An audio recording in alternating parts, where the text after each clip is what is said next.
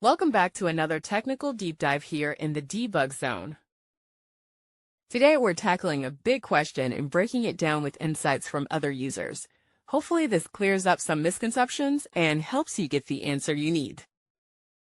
So buckle up, stay a little curious, and let's jump right in.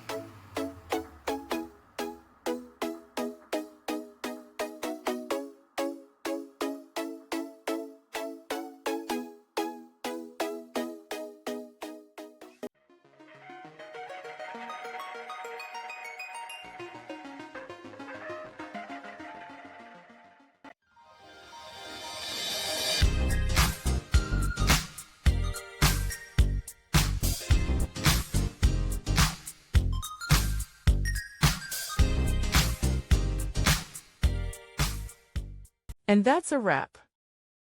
I hope you found the answer you were looking for. If you did, take a second to hit that subscribe button. It really helps out. And let me know in the comments which solution worked best for you. See you next time in the debug zone.